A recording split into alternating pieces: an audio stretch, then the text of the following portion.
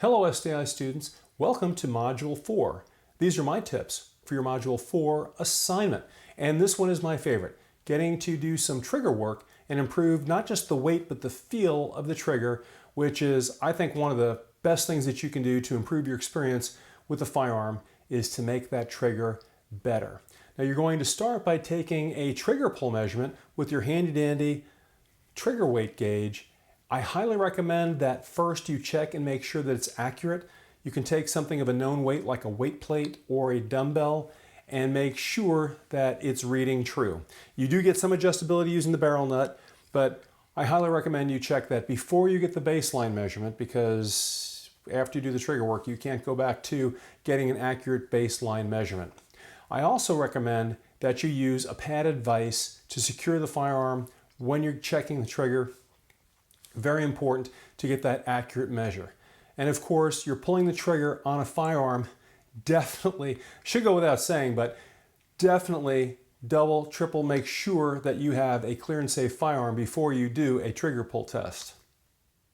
So here we have the Taurus 856 that SDI sent me for this course, and I've done some trigger work on it. I went in and did a little bit of filing and stoning, a little bit of polishing, not much, just being very conservative, just here and there, just trying to improve things.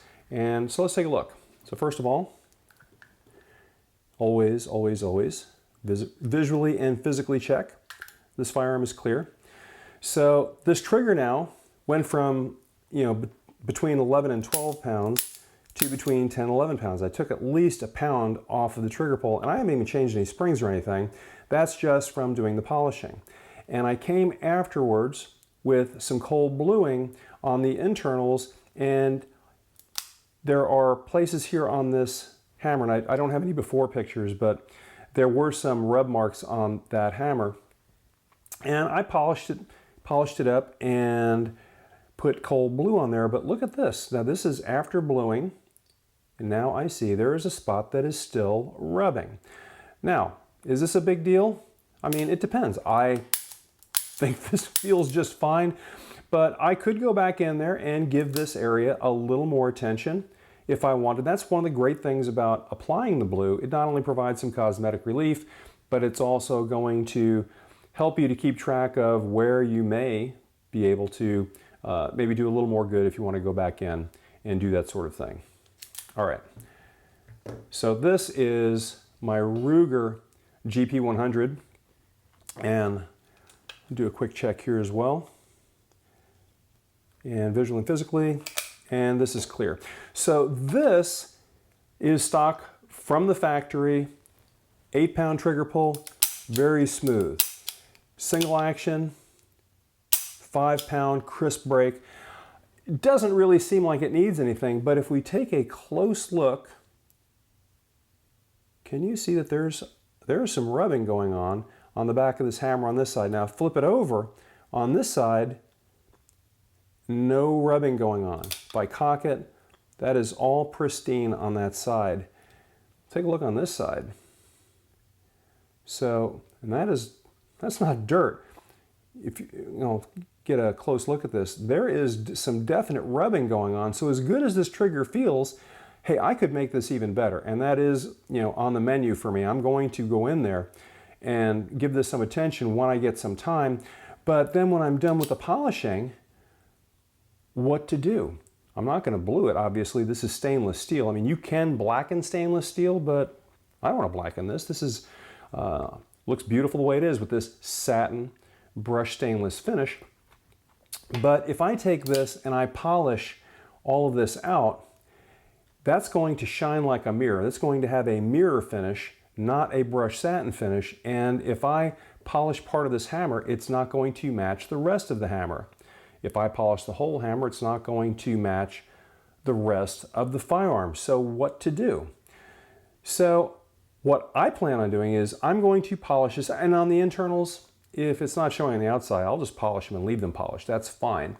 But I do want to maintain this brushed stainless look. So after I polish out all of these wear marks, I can take some fine grit sandpaper or some very fine Scotch-Brite, and I can brush in. If you look, you see those you see the brush pattern going in that vertical direction there. I can blend in and put some more brush marks in with, again, some fine grit sandpaper or some fine grit Scotch-Brite, and I can make that look just like it came from the factory. And that's the whole point here. Now, I get a lot of students who say, well, I don't want to do finishes, I just want to fix guns.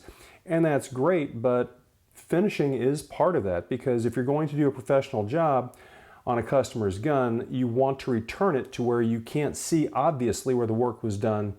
Some kind of finish work has to be done. And with the stainless, it actually is pretty easy. It's, to me, one of the blessings of a stainless gun. But I just wanted to cover that in case you're going to do a trigger job on a stainless gun, what to do about the finish.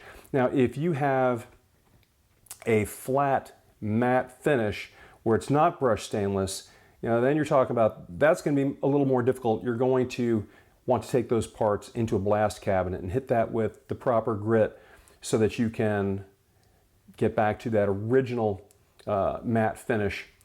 But that's going to, like I said, that's going to take a little extra in the way of tools and equipment, but certainly doable.